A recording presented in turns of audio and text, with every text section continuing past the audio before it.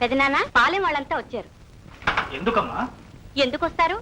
అగ్ని బాధలు, వరద బాధలు, కరువు బాధలు, పెళ్లిళ్ల బాధలు, చచ్చిపోతున్నాం ఆయన చేయండి అంటూ వాళ్ళు రావడం, ఎంతో కొంత నువ్విచ్చేయడం. అది వాళ్ళకలవాటు, ఇది నీకలవాటు. పిచ్చి తల్లి, దాన ధర్మాల వల్ల పుచ్చుకున్న వాళ్ళకంటే ఇచ్చిన వాళ్ళకే సంతృప్తి, ఫలితము ప్రయోజనము కూడా ఇచ్చిన వాళ్ళకే ఎక్కువ. ఆ ఆనందం అనుభవించిన వాళ్ళకే అర్థమవుతుంది తల్లి. సరే పదండి. ఏమిటి బాబు అందరూ ఇలా వచ్చారు? ఏం చెప్పమంటారయ్యా, పాలెంలో మేము వేసుకున్న పాకలు ఖాళీ చేయమని కామరాజు గారు నోటీస్ ఇప్పించారయ్యా. కామరాజు గారు మీకు కావలసిన వాళ్ళు బాబు, ఏదో ఒక మాట చెప్పి మా కాపురాలు నిలబెట్టండి బాబు. పేదవాళ్ళు పాకలు పెట్టుకుని పొమ్మంటే ఎక్కడ పోతాం? మేము మిమ్మల్ని నమ్ముకుని ఉన్నాం. మీరేం బాధపడకండి, కామరాజు గారితో మాట్లాడి ఎవ్వరికీ ఇబ్బంది లేకుండా ఏదో పరిష్కార మార్గం ఆలోచిస్తాం. మీ మేలు మర్చిపోలేం బాబు, వెళ్ళొస్తాం బాబు. వెళ్ళొస్తాం బాబు. మిస్టర్ ధర్మారావు, నువ్వెవరు? నాకు కాబోయే వియ్యంకుడివి, పైగా ఆడబిడ్డ తండ్రివి. నువ్వు నా తరఫున మాట్లాడాలి. నీకు ఇష్టం లేదు, నెవర్ మైండ్, వదిలే. కానీ ఈ బికారి వాళ్ళందరినీ వెనకేసుకొచ్చావు. I don't like. కామరాజు, నేను నీతో వాదించడానికి రాలేదు. ఒక సాటి మనిషిగా వాళ్ళ కష్ట సుఖాలు కూడా ఆలోచించమని చెప్పడానికి వచ్చాను. ఇన్ని సంవత్సరాలుగా వాళ్ళక్కడ ఇళ్ళు వాకిళ్ళు కట్టుకుని ఉన్నారు. ఇప్పుడు అకస్మాత్తుగా లేచిపోమంటే ఎక్కడికి పోతారు? నరకానికి వెళ్ళమనండి, నాకు అనవసరం. అది నా స్థలం. నేను అక్కడ ఫ్యాక్టరీ కట్టాలి, వాళ్ళు ఖాళీ చేయాలి. ఆ స్థలం వాళ్లకు మీ నాన్నగారు ఇచ్చారు.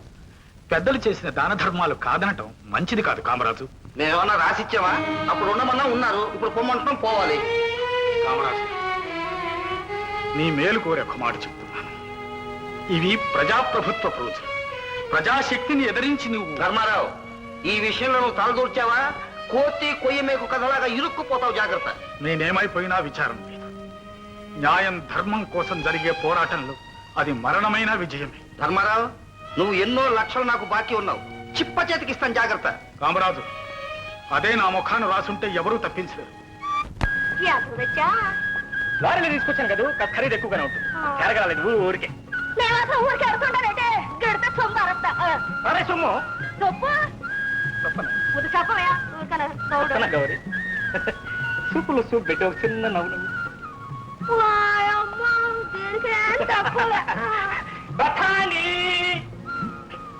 గౌరీ, నా ధర నాకు గిట్టుబాటైంది, నీ బఠానీ నువ్వు తీసుకో. అరే రేపు ఆయుధ పూజ కదా, మా అయ్యగారు మా లారీ నాటికి బ్రహ్మాండంగా పూజ చేసి ఒక పెద్ద పండుగ చేసేస్తున్నారు. నువ్వు కూడా రాకూడదు. నేను గురించి మా అయ్యగారికి ఎప్పుడు చెప్పా? ఏం చెప్పారా బాబాయ్? ఏం చెప్పారంటే నువ్వు నాకు నా పిల్లలని చెప్పేశా.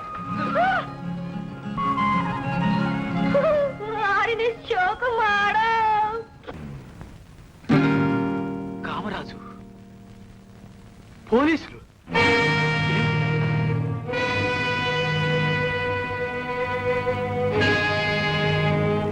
అమ్మేనా? చెప్పడానికి నాకు నోరు రావటం లేదు, నీ నోటితో చెప్పు. కామరాజు గారికి ఇవ్వాల్సిన బాకీ మొత్తం 2 లక్షలు, వడ్డీతో సహా 2.5 లక్షలు.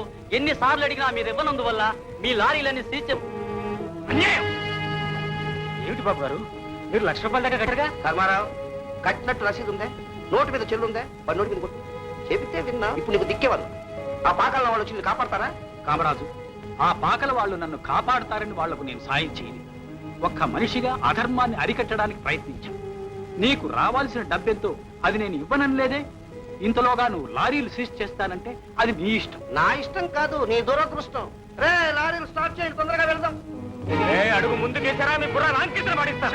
మీరు ఊరుకోండి బాబు గారు, వీళ్ళు అంతూ తీరుస్తాం. పాపం ధర్మారావు గారింట్లో ఎంగిలి మెతుకులు తిని పెరిగిన విశ్వాసపాత్రమైన జంతు. రామరాజు, డబ్బు కోసం గడ్డి తినే పశువులు వీళ్ళు కదా, నువ్వురా. చూస్తాదేవా కనివెళ్ళి. శంకర్, అడుగు ముందుకి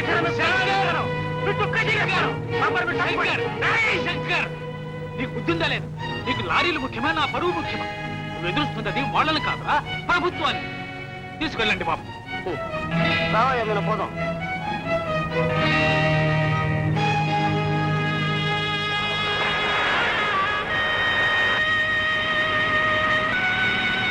శంకర్, నాయన, 10 మందిలో నిన్ను అవమానపరిచారని బాధపడుతున్నావా నాయన? వద్దు బాబు, బలవంతులైన దుర్మార్గులను ఎదిరిస్తే వాళ్ళు బ్రతకనివ్వర్రా. నా సర్వస్వము పోగొట్టుకున్నా బ్రతకగలను గాని నిన్ను పోగొట్టుకుంటే బ్రతకలేను బాబు, బ్రతకలేను. బాబు గారు మీరు ఇలా చేస్తారని నేను కల్లో కూడా అనుకోలేదు. ఆ ధర్మారావు గారు ఎంత పెద్ద మనిషి.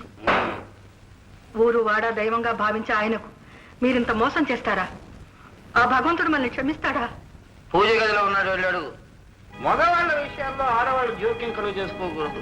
వెళ్ళు, ఐఎమ్ బిజీ.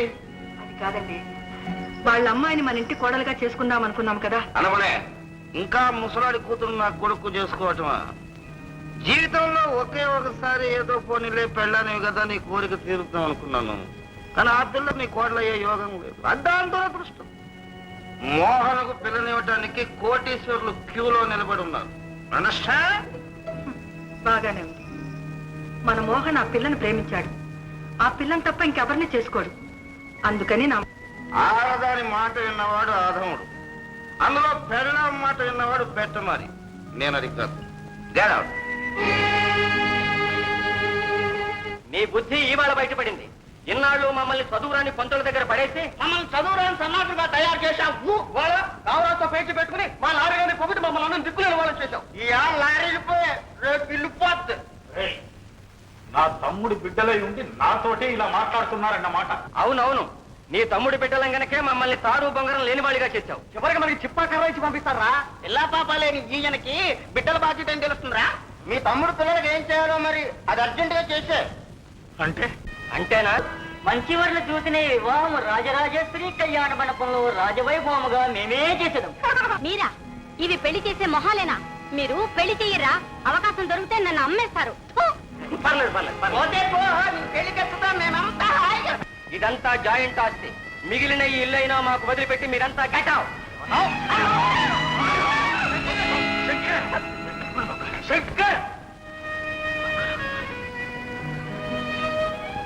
ఏమన్నారా?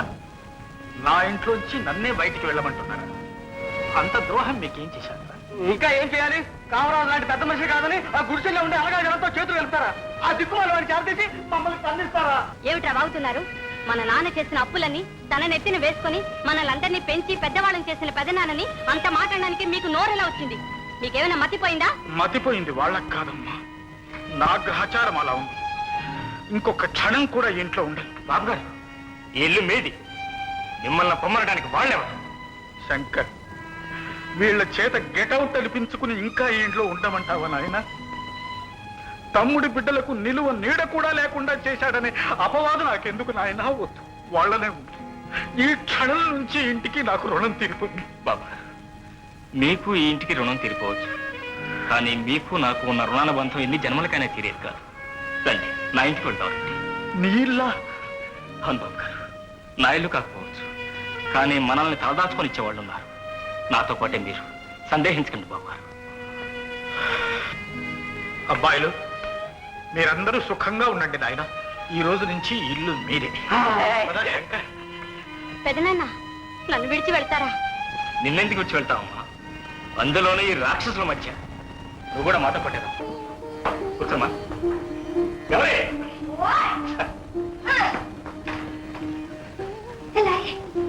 లారీ ఏమిటి? ఏం లేదు బాబు గారు, నన్ను లారీని ముద్దుగా పెంచుకుంటా. అట్టని బుద్ధి పనిచేవారు. అతను బాబు గారు ఉంటే లారీ అనిపిస్తా. నీ లారీ బుద్ధి ఆడకపోతే ఊరికి ఆ ఊరికి ఊరికి ఊరికి ఆ ఊరికి లారీ తిరిగి సరిపోతే అది ఇది ఉండద్దు. ఏమిటి మరి? నాతో కూసింతైనా చెప్పకుండా అంత పెద్ద మనుషులు మన ఇంటికి తీసుకొచ్చావే. నేనేమైనా గవర్నర్ పిల్లలని అనుకున్నావా?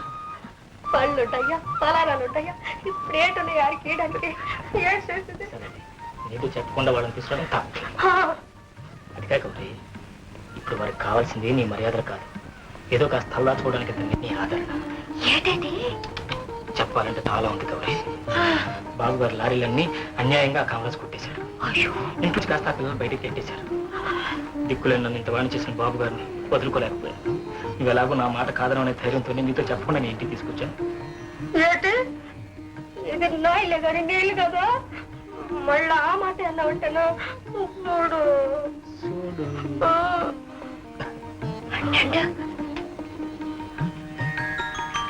మరి ఇది అరికెట్టచ్చా?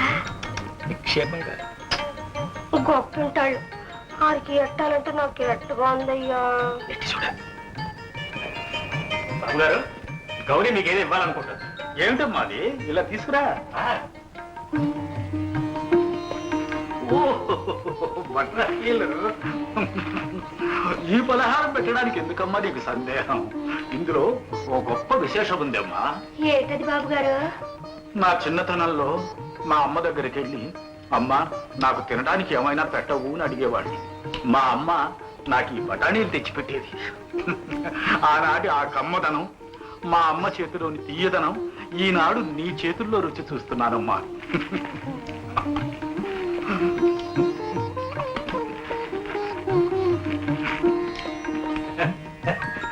చూసావు గౌరీ, బాబు గారు నిన్ను ఎంత మెచ్చుకున్నారు. చాలా చాలే, బఠానీలు మంచినీళ్ళు ఇచ్చి ఇయ్యమన్నాం అనుకుంటావా? గబక్కి వెళ్ళి కాస్త బియ్యం కూర బట్ట. అలాగే. ఇదిగో ఉండయ్యా. డబ్బులా? డబ్బులు మోఖం చూడు. ఏం బాగా బాగుందిలే, నీ మోఖం చూస్తే చెప్పండి ఏ మాత్రం డబ్బులు ఉన్నాయా? ఉండట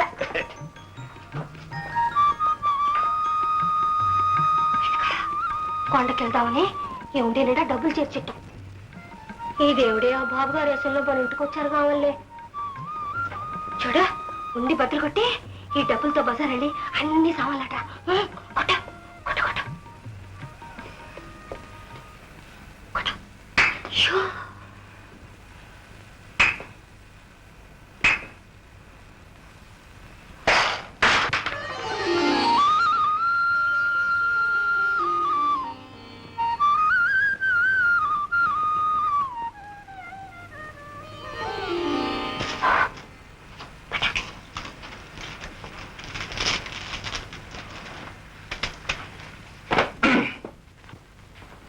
బాబు గారు, నేను అలా వెళ్ళొస్తాను, మీరు విశ్రాంతి తీసుకోండి. శంకర్, నన్ను ఎలాంటి చోటికి తీసుకొచ్చావు నాయన? ఏంటి బాబు గారు, ఈ గుడిసి చూసి? ఇది బఠానీలు అమ్ముకునే గౌరీ గుడిసె కాదు నాయన, సాక్షాత్ ఆ గౌరీదేవి ఆలయమే. ఆ మహాభవనాల్లో కూడా లభించని సుఖ సంతోషాలు, మనశ్శాంతి నాకు ఇక్కడ లభిస్తున్నాయి నాయన.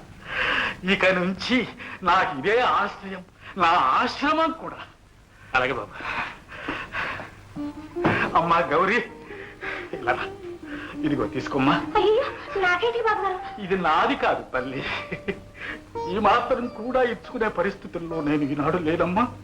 ఇది నీ హుండీలో ఉంది, ఇక్కడికి వచ్చి పడింది. ఈ ₹1 తీసుకువెళ్ళి మళ్ళీ ఆ హుండీలోనే పడే. ఈ ₹1 6 లక్షలుగా పెరుగుతుందమ్మా.